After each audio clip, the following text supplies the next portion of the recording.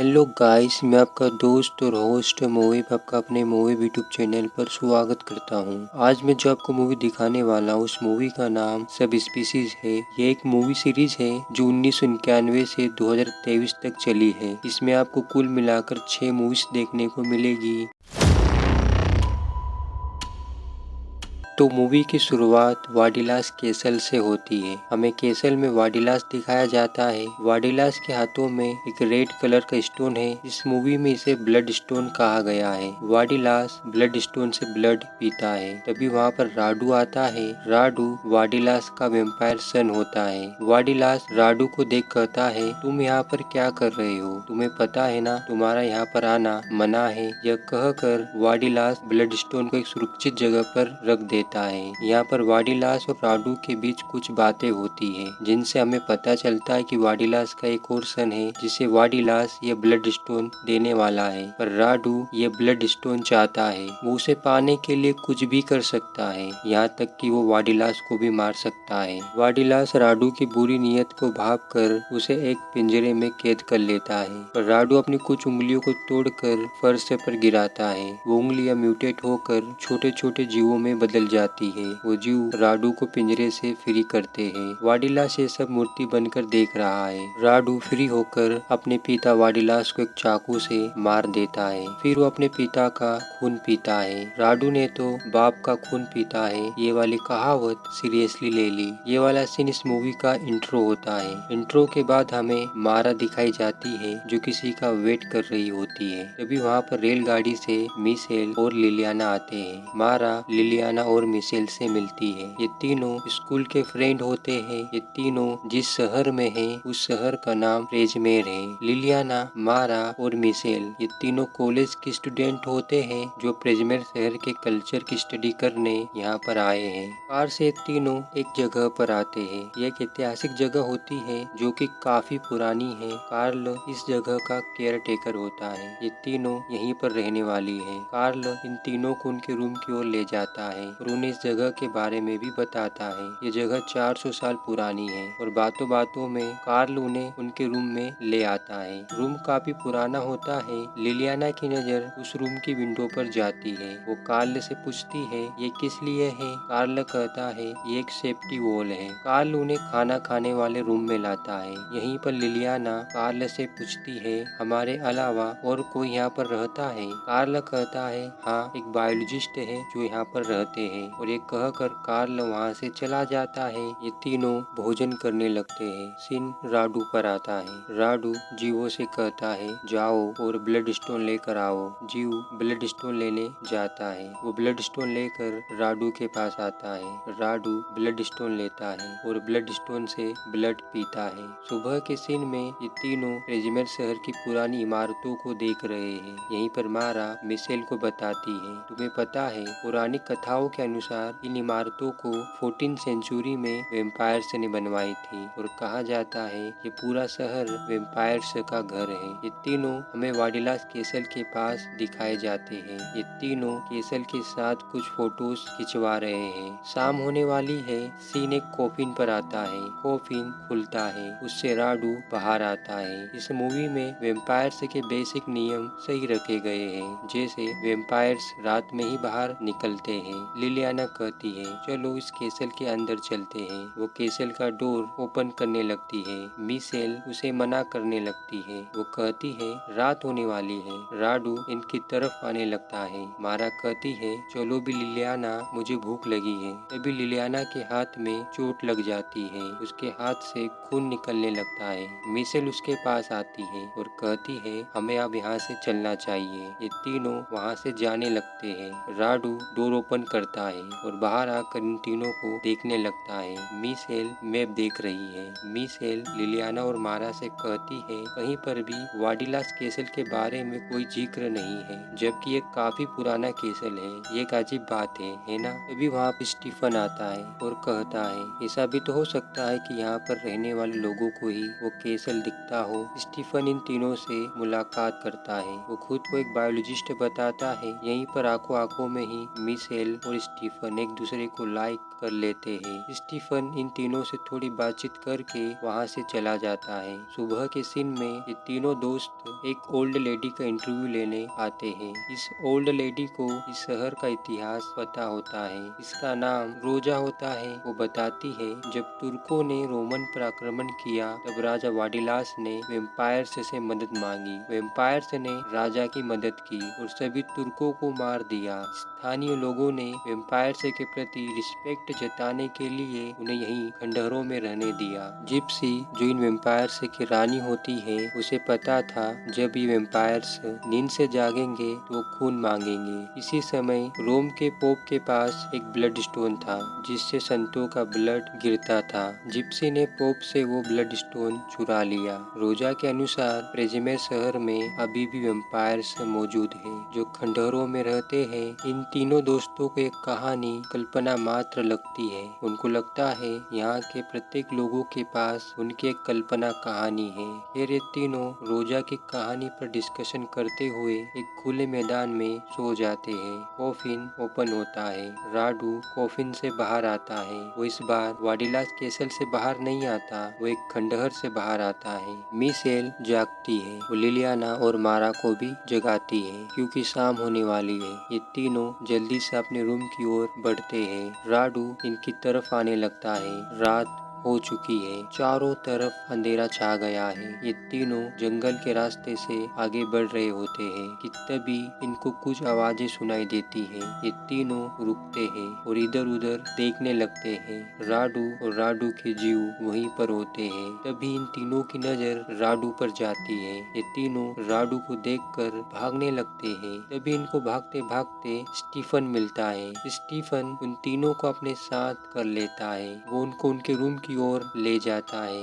अजीब बात यह है कि स्टीफन नाइट में ही बाहर निकलता है, पर क्यों? क्या वो वेम्पायर है? इस प्रश्न का उत्तर तो मूवी में आगे मिलेगा। पर व्यूअर आप अपने क्वेश्चन मुझसे पूछ सकते हो। आप अपने क्वेश्चन मुझसे या फिर मेरे चैनल से रिलेटेड कमेंट सेक्शन में डालें, जिनका मैं आंसर नेक्स्ट वीडियो में विद नेम आपको दूंगा। बातें हो गई, मूवी में आगे बढ़ते हैं। सीन वाडिलास कैसल पर आता है। स्टीफन कैसल में आता है। यहाँ पर क्लियर हो जाता है कि स्टीफन वाडिलास का सन है। राडू उसके पास आता है। राडू और स्टीफन का पिता एक होता है और उनकी माताएं अलग अलग होती है। राडू की माता वेम्पायर थी जबकि स्टीफन की माता ह्यूमन थी। इसीलिए स्टीफन अच्छा वेम्पायर है जबकि राडू बुरा वेम्पायर है। मारा, लिलियाना और मिशेल ये तीनों सोए हुए हैं। राडू उनकी तरफ आता है। वैसे वेम्पायर्स को हिंदी में क्या बोलते हैं, कोई बता सकता है? हम भी तो जाने कि हमारी ऑडियंस कितनी नॉलेजेबल है। लिलियाना का घाव अभी तक भरा नहीं है। राडू विंडो के पास आता है। उसकी नजर लिलियाना के घाव पर है। वो विंडो से नीचे आने लगता है। ये सेफ्टी वॉल है। वाकई में स्टीफन कार्ल के डोर को नॉक करता है। कार्ल डोर ओपन करता है। स्टीफन कहता है पिताजी मर चुके हैं और राडू यहाँ पर है। राडू लिलियाना का खून पी रहा है। सेफ्टी वॉल ने लिलियाना का मोए मोए कर दिया। लिलियाना बेसुध है। राडू लिलियाना के नेक पर बाइट देने लगता है कि तभी वहाँ पर कार्ल और स्टीफन आते हैं, जिन्हें देखकर राडू वहाँ से भाग जाता है। स्टीफन उसके पीछे आता है। राडू उसे देख रहा है। धीरे धीरे स्टीफन कमजोर होने लगता है। राडू उसे ब्लड स्टोन दिखाकर चिढ़ाने लगता है। ब्लड स्टोन खून प्राप्ति का एक अनंत स्रोत है जिसमें से ब्लड कभी खत्म नहीं होता। स्टीफन की हालत ब्लड स्टोन के बिना खराब हो रही है और ऊपर से सूरज भी उदय होने वाला है। तभी वहाँ पर कार्ल बग्गी लेकर आता है। कार्ल स्टीफन के पास आता है। राडू वहाँ से चला जाता है। कार्ल उसे देख लेता है। कार्ल स्टीफन को लाकर उसे कॉफिन में सुला देता है और कॉफिन को बंद कर देता है ताकि स्टीफन सूरज की रोशनी से बच सके। कार्ल राडू को मारने के वेपन्स बनाता है जिसमें ओक ट्री के नुकीले डंडे, ब्लैकथॉर्न ट्री का नुकीला भाला, पवित्र माला की मोतियों से बनी बंदूक की गोलियां शामिल है। इधर डॉक्टर लिलियाना को चेक करता है। वो पूछता है कि आपको रणवीर कपूर की एनिमल ने काटा है? लिलियाना मना कर देती है। डॉक्टर लिलियाना के घाव को भी चेक करता है और कहता है शायद ज्यादा खून बहने के कारण आपकी हालत खराब हुई है। लिलियाना कहती है ये तो बस एक खरोच थी। डॉक्टर उसे कुछ मेडिसिन देता है और उसे 24 घंटे आराम करने को बोलता है। मारा डॉक्टर को फी देती है और डॉक्टर वहाँ से चला जाता है। मारा लिलियाना के पास आती है। इन तीनों को आज रात के फेस्टिवल में जाना था, पर लिलियाना की हालत खराब होने के कारण मिशेल और मारा फेस्टिवल में जाने से मना करने लगते हैं। पर लिलियाना कहती है मैं ठीक हूँ, तुम दोनों फेस्टिवल में जा सकते हो। सीन फेस्टिवल पर आता है। फेस्टिवल में सभी लोगों ने मास्क लगाए हुए हैं। मिशेल और मारा भी फेस्टिवल में होते हैं। रोजा भी वहीं होती है। इस मूवी में इस फेस्टिवल को डेथ फेस्टिवल कहा गया है, जिसमें मरे हुए लोगों के दिलों में नुकीले डंडे घुसाए जाते हैं। मिशेल और मारा आपस में बातें कर रहे होते हैं कि तभी वहाँ पर स्टीफन आता है। मिशेल उसे देखकर काफी खुश होती है। मारा मिशेल से कैमरा लेकर वहाँ से चली जाती है ताकि ये दोनों आपस में कुछ समय बिता सके। स्टीफन मिशेल से कहता है तुम बहुत सुंदर हो, तुम्हें यहाँ पर नहीं होना चाहिए। खैर ये दोनों एक दूसरे को किस करने लगते हैं। पहले अच्छा है, पहले तारीफ करो फिर किस करो। स्टीफन मिशेल की नेक को किस करने लगता है कि तभी उसे वेम्पायर होने का एहसास होता है। स्टीफन मिशेल से दूर होता है और कहता है मुझे अब यहाँ से जाना चाहिए, और एक कह कर वो वहाँ से चला जाता है। मिशेल मारा के पास आती है और उसे कहती है मुझे कुछ अजीब लग रहा है, मुझे लिलियाना को चेक करने जाना है। मारा कहती है ठीक है। वो कार की चाबी मिशेल को देती है। मिशेल चाबी लेकर कहती है मैं थोड़ी देर में आती हूँ। मिशेल कार को लेकर लिलियाना के पास आने लगती है।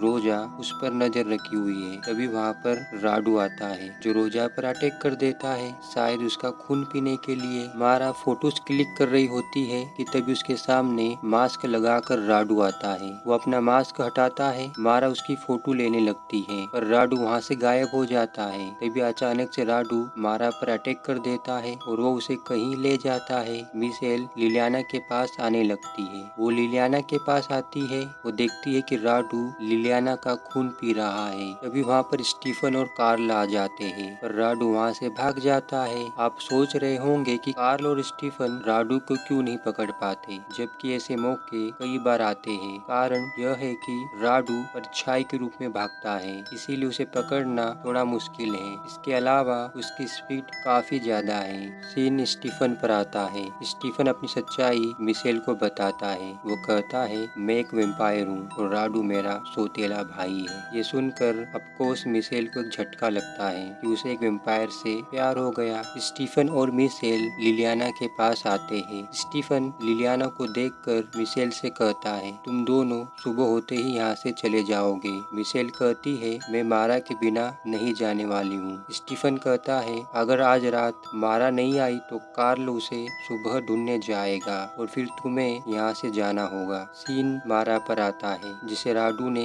बांध रखा है। राडू मारा को अपने जीवों के हवाले करके वहाँ से चला जाता है। सुबह के सीन में डॉक्टर लिलियाना को चेक करता है। लिलियाना मर चुकी है। यहीं पर कार्ल मिशेल को बताता है कि पिछली रात को किसी ने रोजा का गला काट लिया और मारा का कुछ पता नहीं चला। हमें यहाँ पर ये भी बताया जाता है कि स्थानीय लोग वेम्पायर द्वारा काटे गए लोगों के साथ क्या करते हैं। स्थानीय लोगों ने रोजा की गर्दन को उसकी धड़ से अलग कर दी है और फिर उसके दिल को नष्ट कर दिया, और फिर रोजा की गर्दन को होली वाटर से नहलाया जाता है। कार्ल कहता है अगर इनको पता चला कि लिलियाना मर चुकी है तो उसके साथ भी ये लोग ऐसा ही करेंगे। मिशेल कहती है मैं ऐसा नहीं होने दूंगी। तो कार्ल कहता है हमें जल्दी से लिलियाना को दफनाना होगा। मिशेल और कार्ल ये दोनों मिलकर लिलियाना को दफना देते हैं। कार्ल मिशेल से कहता है अब तुम्हें यहाँ से जाना चाहिए। मिशेल का एक ही जवाब था मैं मारा के बिना नहीं जाऊंगी। मिशेल आगे कहती है क्यों ना हम राडू को सोते हुए मार दे। कार्ल कहता है ठीक है, मैं उसका ठिकाना जानता हूँ। मिशेल और कार्ल ये दोनों राडू के ठिकाने पर आते हैं और राडू को ढूंढने लगते हैं। उन्हें राडू का कॉफिन मिल जाता है। कार्ल कॉफिन ओपन करता है पर कॉफिन खाली होता है। कॉफिन में राडू नहीं होता है। राडू के बहुत सारे गुप्त स्लीपिंग चेम्बर होते हैं जिनमें ये वाला भी शामिल है। कार्ल की नजर इस चेम्बर पर स्टीफन को लाते समय पड़ी थी और उसे लगा कि शायद वो यहाँ पर सोता होगा। रात के सीन में लिलियाना की कब्र दिखाई जाती है। कब्र में कुछ हलचल होती है। राडू कब्र के पास आता है। कब्र से लिलियाना लिलियाना बाहर निकलती है, जो कि एक वेम्पायर बन चुकी है। स्टीफन अपने कोफिन से बाहर निकलकर नीचे आता है। उसे सामने मिशेल मिलती है। स्टीफन कहता है तुम गई नहीं। मिशेल कहती है लिलियाना मर चुकी है और मारा अभी तक वापस नहीं आई। स्टीफन कहता है ओ मिशेल, तुम्हें अभी तक यहाँ से चले जाना चाहिए था।